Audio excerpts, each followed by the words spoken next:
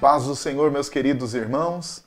É com muita alegria que eu quero hoje trazer uma reflexão a respeito da nossa escola bíblica e desta feita nós vamos fazer uma referência às lições bíblicas de jovens do segundo trimestre de 2019. Nós estamos tratando um assunto muito importante, que é o assunto cobiça e orgulho, combatendo o desejo da carne, o desejo dos olhos e a soberba da vida. Desta feita, nós vamos estudar a lição de número 9, aula essa que será ministrada no próximo final de semana, dia 2/6 de 2019.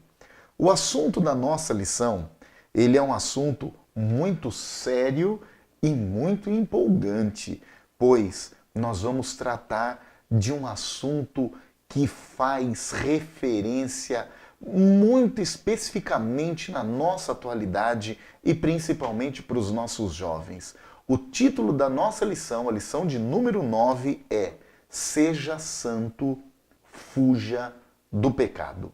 Esse título é maravilhoso, pois ele vem trazer para nós uma perspectiva bíblica a respeito da vontade de Deus para todos os seus servos. E eu fiquei fazendo uma análise a respeito do tema que é santificação, santidade. E eu fiquei refletindo a respeito de algo que me chamou muita atenção. Quando nós não utilizamos as palavras acabam perdendo sentido, acabam ficando esvaziadas no seu sentido. E isso acontece com a palavra santo e os seus derivados. Por não fazermos menção da palavra santo e dos derivados dessa palavra, a palavra santo e santidade, ela acaba ficando esvaziada de sentido. Para entrarmos na lição propriamente dita, precisamos apresentar para os nossos alunos o que é santidade, o que vem a ser a santidade bíblica. E, para tanto, eu dividi a palavra santidade em 2 pontos para que possa ficar claro para nós e nós tenhamos uma forma de entender essa palavra de uma forma melhor. Pois bem, eu dividi em significado e conceito. Qual é o significado da palavra santidade? A palavra santidade, ela tem o significado de separação, de separar, de pureza, virtude de quem é santo. Isso é o significado da palavra santidade, ou seja, separado, separação, puro, virtude de quem é santo. Porém, a palavra santidade, ela não se restringe somente no seu significado, mas ela também abrange para o conceito. Qual é o conceito da santidade bíblica? É isso que nós precisamos apresentar para os nossos alunos, e você, aluno, precisa ter isso muito claro, muito evidenciado para você. Qual é o conceito bíblico de santidade? O conceito bíblico é que santidade é ser separado do pecado e também consagrado ao Senhor. Este é o conceito bíblico de santidade. A partir do momento que aceitamos a Jesus como nosso Salvador, nós nos tornamos santo imediatamente. Mas tem a santidade progressiva, que é o que eu me afasto do pecado e me aproximo diante de Deus no sentido de fazer a vontade do Senhor em nossas vidas. É muito importante nós pensarmos isso, pois a santidade bíblica é uma referência máxima do nosso Deus. Se não, vejamos um texto bíblico da primeira carta do apóstolo Pedro, capítulo de número 1. Eu gostaria que você, professor, e também você, aluno, abrisse a sua Bíblia e verificasse esse texto, porque esse texto é bastante importante. Olha o que diz o capítulo 1, verso 15 e o verso 16 da primeira epístola do apóstolo Pedro. Diz assim: mas como é santo aquele que vos chamou, sede vós também santos em toda a vossa maneira de viver, porquanto está escrito: sede santos, porque eu sou santo. E essa referência que o apóstolo Pedro faz é uma referência do livro de Levíticos, que também faz parte do texto bíblico da nossa lição. O texto bíblico da nossa lição, ele faz referência do capítulo 18 do livro de Levíticos. E o livro de Levíticos é um livro muito interessante, porque ele tem duas propostas. A proposta do livro de Levíticos é apresentar a expiação.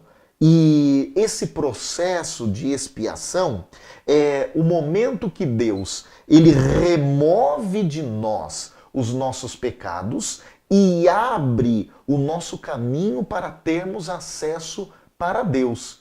O segundo fato importante é que o livro de Levíticos ele apresenta para nós um processo interessante, que é o processo da santidade. E é aqui que a nossa lição se debruça para falar da santidade. Olha, é muito interessante, pois o ponto de número 1 da nossa lição, ele traz por título o seguinte: um modo de vida santificado. Como deve ser o nosso modo de vida? Como deve ser o proceder de um jovem cristão? Como deve ser a forma de viver de um jovem que pretende e quer servir ao Senhor? Olha que interessante. Deus sempre quis um povo santo. Essa é a proposta divina para a humanidade. Em diversos momentos na Bíblia Sagrada, nós nos deparamos com referências do próprio Deus, dizendo e tomando para si a prerrogativa de escolha de um povo santo, de um povo separado. E desde o início foi assim.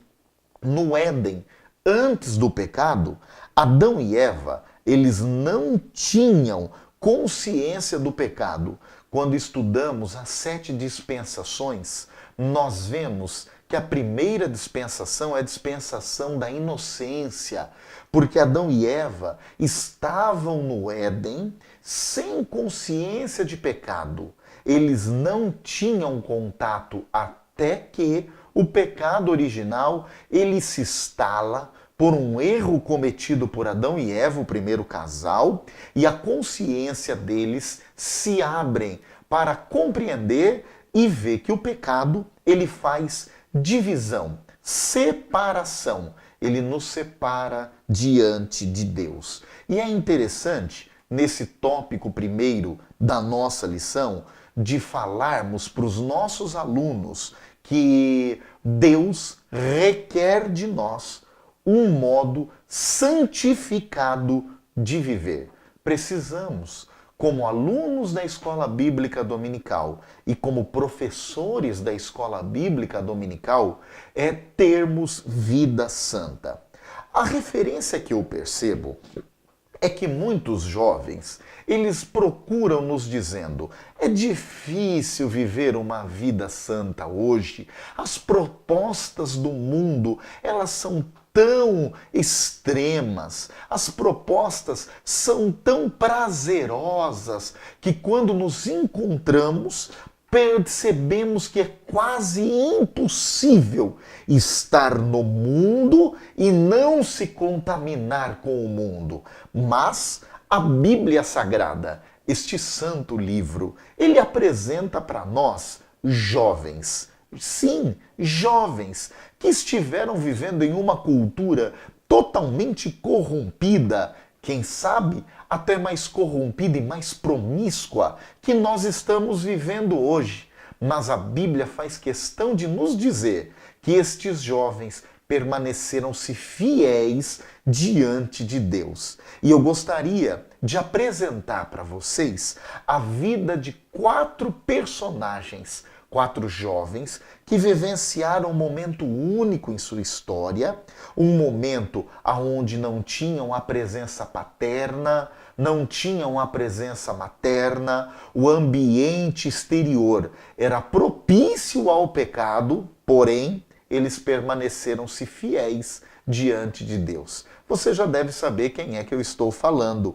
Claro, é Daniel e os seus 3 amigos. Sim, os 4 jovens que foram levados para o exílio babilônico. Essa referência, ela está no livro do profeta Daniel, capítulo de número 1.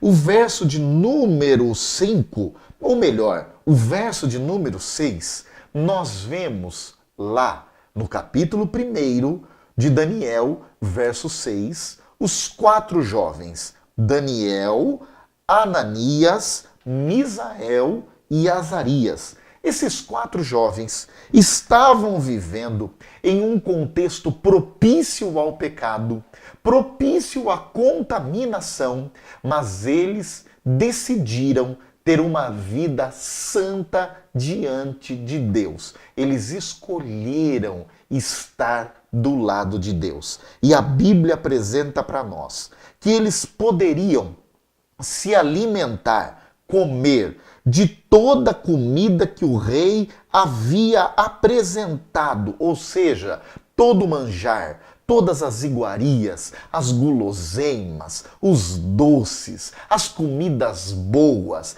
Eles poderiam desfrutar de tudo aquilo, mas eles sabiam que aqueles alimentos que o rei ofertava para todos os seus súditos e também os jovens exilados que estavam lá com a proposta de trabalharem no reinado de Babilônia, aquelas comidas elas eram consagradas a deuses pagãos,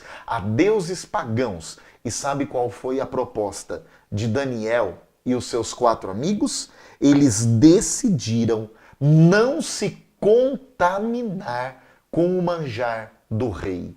Agora, eu lhe faço um convite para olhar o versículo de número 8 do capítulo 1 de Daniel. E lá nós veremos o segredo da vitória de Daniel. Daniel teve um segredo. E o segredo da sua vitória e da sua comunhão com Deus está justamente no verso de número 8. E eu gostaria que você observasse esse texto.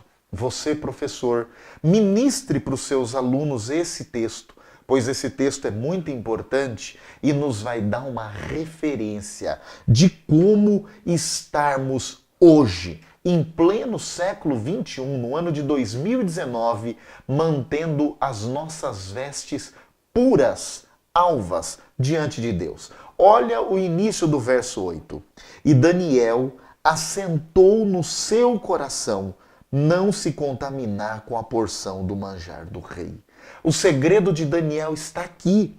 Para termos uma vida santa, um modo de viver santo, nós precisamos assentar, guardar, colocar no nosso coração o desejo de permanecermos fiéis diante de Deus. Daniel e os seus 3 amigos, eles viviam em Babilônia, mas não se contaminaram com a cultura babilônica. Diferente de um outro personagem bíblico. Vocês lembram da esposa de Ló?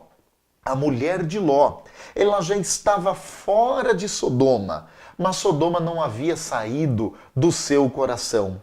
Em dado momento, a Bíblia diz que aquela mulher olhou para trás e ela ficou convertida em uma estátua de sal. O Russell Norman Champlin, que tem uma enciclopédia onde ele apresenta versículos por versículos da Bíblia, todos interpretados, o Champlin diz o seguinte, que aquela mulher, ela estava fora dos arraiais de Sodoma, mas Sodoma não havia saído do coração daquela mulher.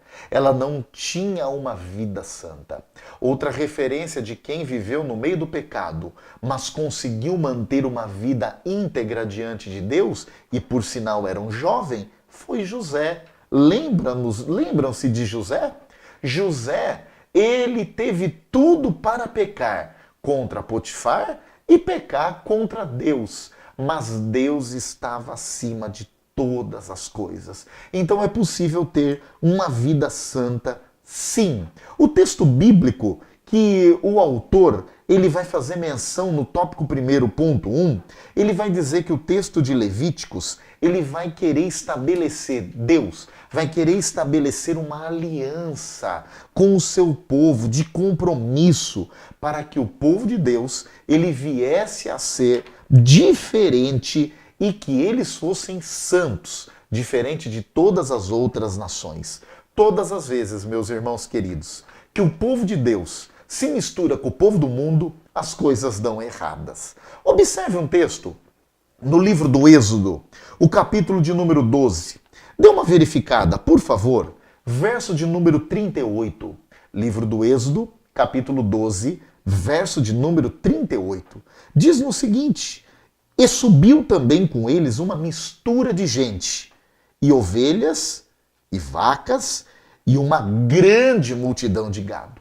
Quando esse relato bíblico, ele está falando da saída do povo de Deus lá do Egito, depois da última praga, a morte dos primogênitos. Quando o faraó permite que o povo vá embora, uma mistura de gente, vários povos, acompanharam a saída, o exílio, e acompanharam o momento que o povo de Deus sai do Egito. Eles acompanham e se misturam com o povo de Deus. Toda vez que o povo de Deus se mistura com o mundo, as coisas não dão certo. Verifique isso no livro de Números, capítulo de número 11. Observe que essa mesma mistura de gente, ela acabou influenciando negativamente o povo de Deus.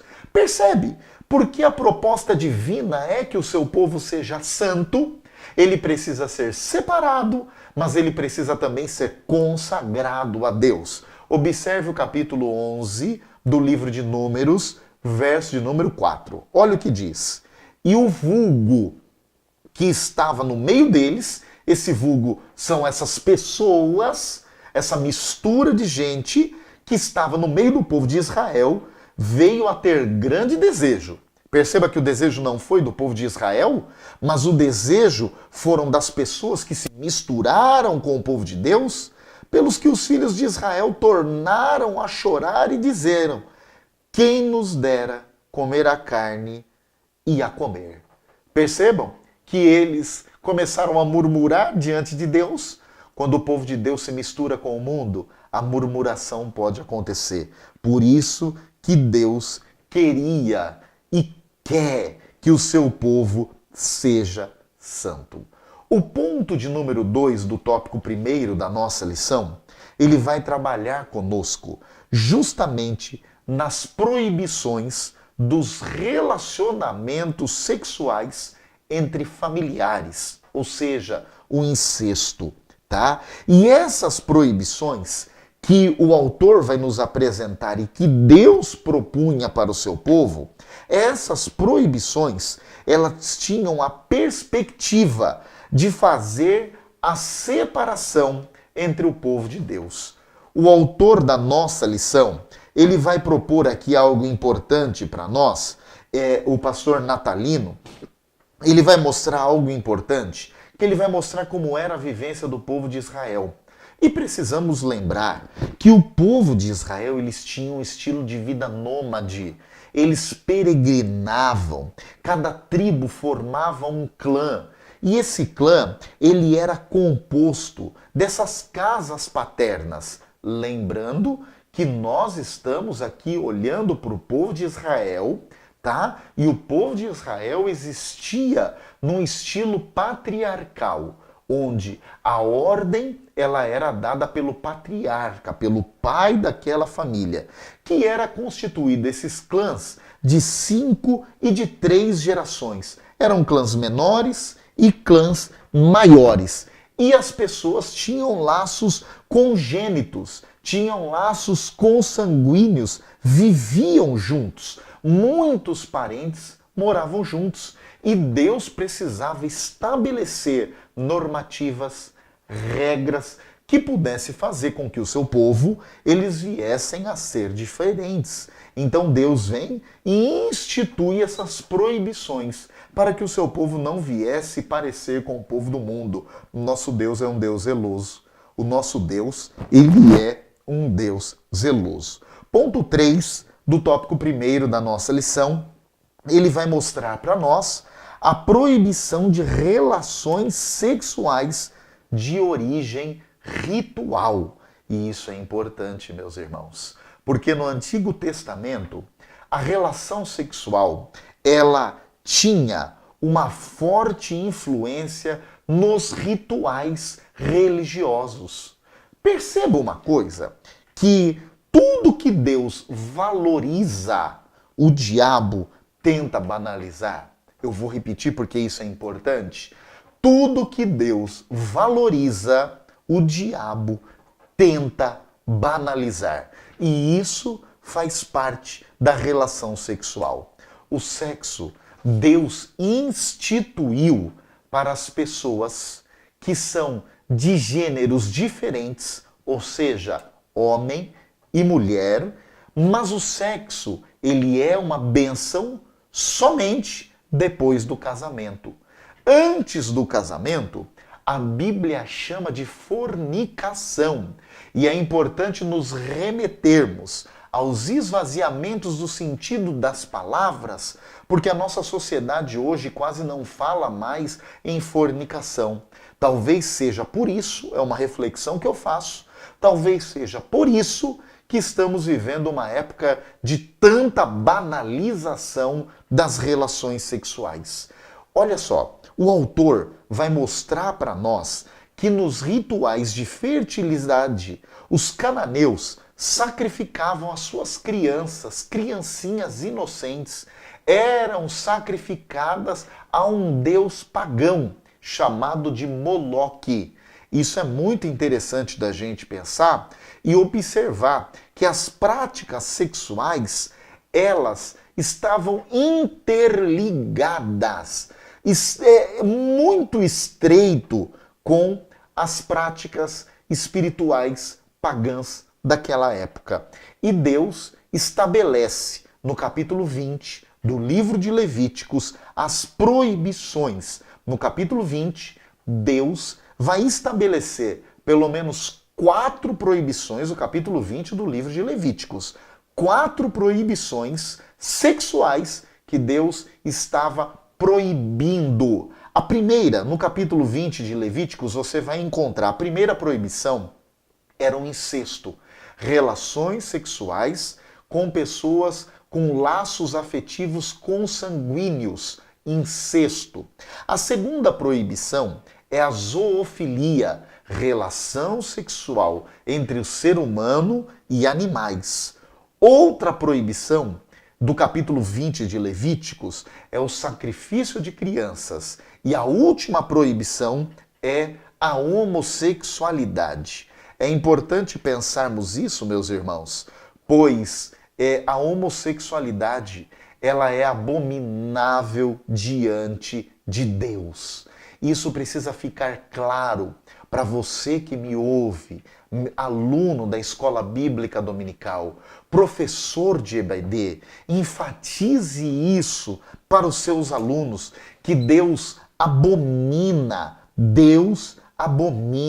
a homossexualidade. Ela tem uma reprovação bíblica que faz referência a isso. Deus não estabeleceu o sexo para que ele viesse ser feito com pessoas do mesmo gênero. Deus não estabeleceu isso. Isso é proibido diante de Deus. Nós precisamos deixar muito claro para os nossos alunos que Deus abomina a homossexualidade. Porém, a Bíblia diz-nos que Deus ama o pecador. Deus odeia o pecado, tem palavras bíblicas de reprovação, como, por exemplo, a primeira carta de Paulo aos Coríntios, capítulo 6, versículo 10, aonde o próprio apóstolo Paulo diz que os efeminados, os sodomitas, que estão falando das práticas sexuais existentes em Sodoma, e isso faz uma referência nas práticas homossexuais, tá? De relações sexuais homoafetivas, diz que eles não herdarão o reino de Deus. Deus abomina a homossexualidade. Porém, Deus também não se agrada da homofobia. E precisamos trabalhar essas questões com os nossos alunos. Sim, você, meu aluno, que ouve-me, talvez na sua casa, no trabalho, no carro, eu preciso deixar claro isso para você. Deus não aceita a homofobia. Nós não toleramos a homossexualidade. Mas o ser humano, nós não podemos odiá-lo. Nós devemos odiar a prática, mas não o ser humano. Tá bom, meus irmãos? Tá? E a nossa lição ela vem dizer algo interessante. Jovem, você tem buscado as prescrições bíblicas para a santificação? Você tem buscado as práticas bíblicas, o afastamento do pecado, para ser santo diante de Deus? Pois bem, vamos para o tópico segundo da nossa lição. Fomos chamados para sermos santos. Essa é a proposta de Deus, que nós venhamos a ser santos. E o ponto 1 vai dizer o seguinte: diga não ao adultério. O adultério, ele destrói o relacionamento conjugal, pois as bases do casamento, elas não dão conta do peso do adultério.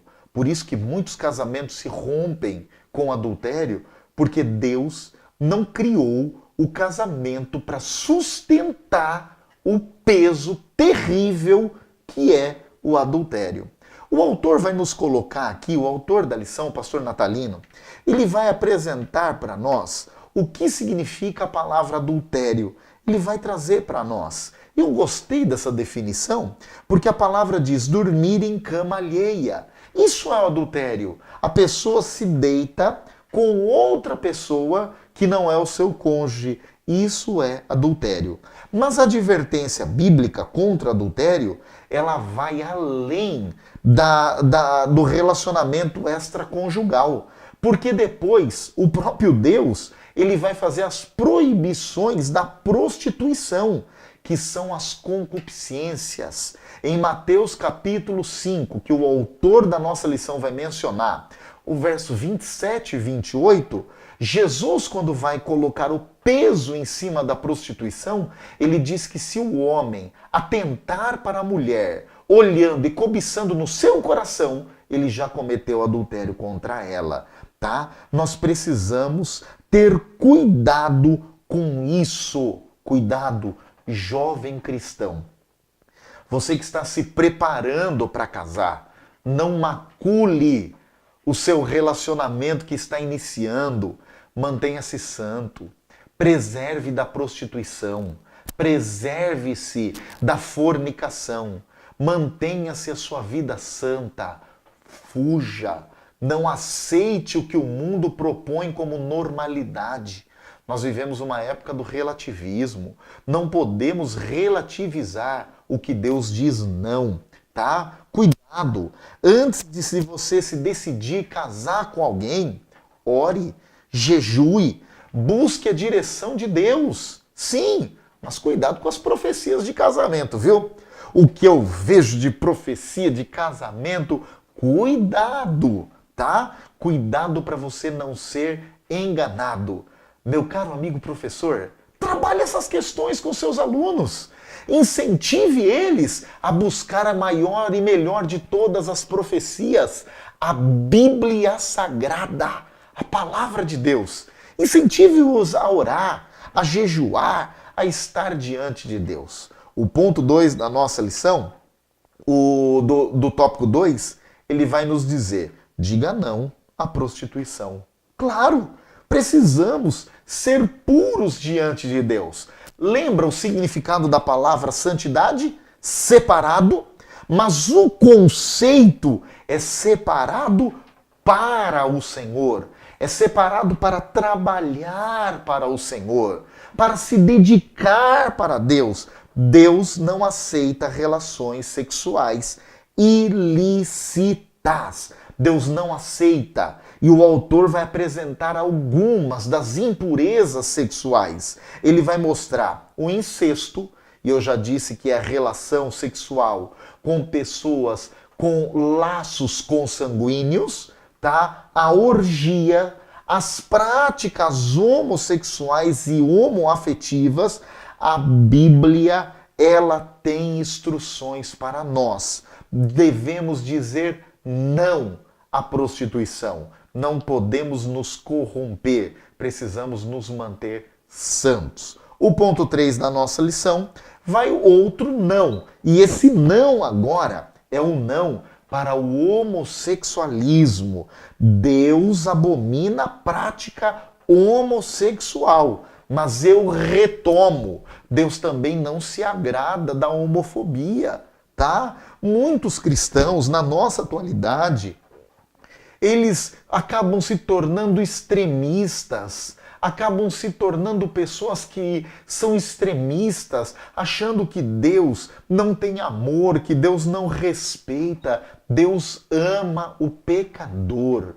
Deus não é um grosseiro. Deus ama o pecador, mas abomina o pecado. A prática homossexual, ela é uma prática abominada por Deus. Mas, se as pessoas que exercem e executam tal prática se arrependerem e voltarem-se para Deus, a Bíblia diz que Deus é fiel e justo para perdoar todos os pecados e escrever o nome dessa pessoa no livro da vida. Ou seja, Deus, ele ama o pecador. A homofobia, ela deve ser reprovada por nós cristãos. Não devemos incentivar de forma alguma. De forma alguma. No Antigo Testamento, quem praticava as relações homossexuais, eles eram condenados a pena capital, eram condenados à pena de morte. Porém, hoje é diferente. Eles não têm a pena de morte capital, mas estão mortos espiritualmente. Frise com o seu aluno, tá? O capítulo 6, o versículo 10 da primeira epístola do apóstolo Paulo aos Coríntios e mostre para eles que isso não é aceito na Bíblia. Não é aceito por Deus. Nós não concordamos e não aceitamos as práticas homossexuais.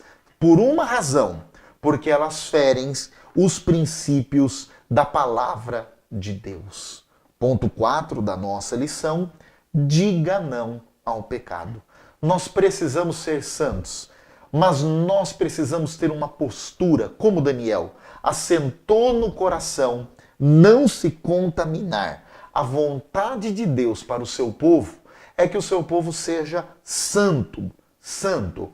Porém, eu disse no início aqui da minha fala que a santidade progressiva, ela é progressiva, como disse, e gradual. Ela aumenta.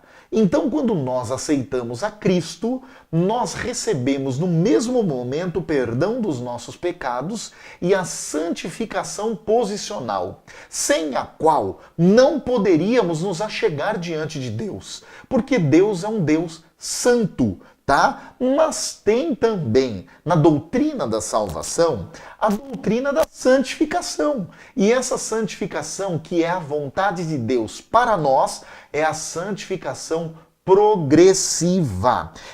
Essa santidade, ela não é concedida, tá, em segundos, mas é adquirida com a forma que nós nos dedicamos às nossas vidas diante de Deus. Quero uma referência bíblica para isso? Segunda carta de Paulo aos Coríntios, capítulo de número 7. Verifique essa referência, Traga essa referência para os seus alunos, o capítulo 7, da segunda epístola de Paulo aos Coríntios, o verso 1.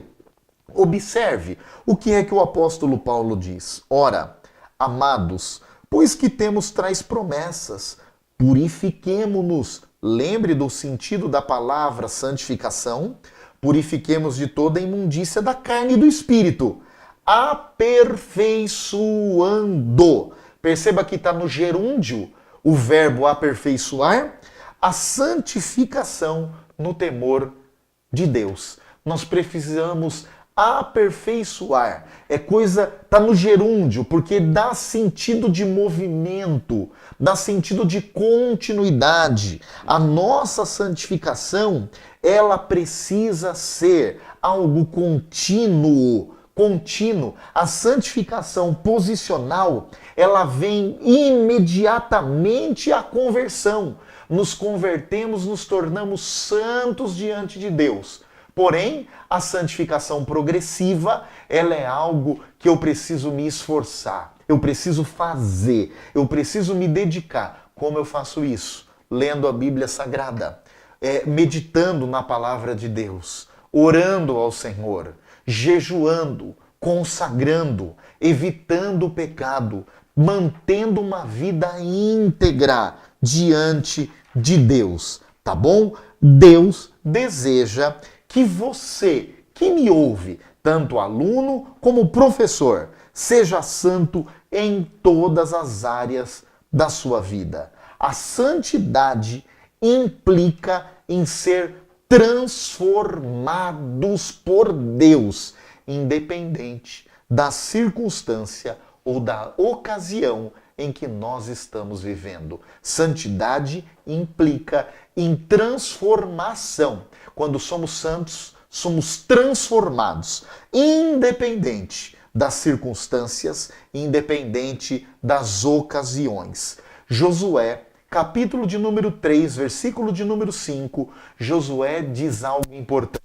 Ele diz o seguinte: santificai-vos hoje, porque amanhã o Senhor fará grandes coisas. Aqui temos uma ordem divina com uma urgência. E a urgência de Deus para nós hoje é que nós precisamos ser santos, porque o nosso Deus é santo. Que você tenha uma boa aula, que você seja muito abençoado, que no dia 2 de junho a sua aula de escola bíblica dominical, falando de santidade e da fuga do pecado, nós venhamos a sair mais abençoados. Eu quero me despedir de você e até próximo momento que nós estivermos juntos pensando na escola bíblica dominical. Essa é a capa da nossa revista de escola dominical. Venha aprender a palavra de Deus. Que Deus abençoe a todos em nome de Jesus.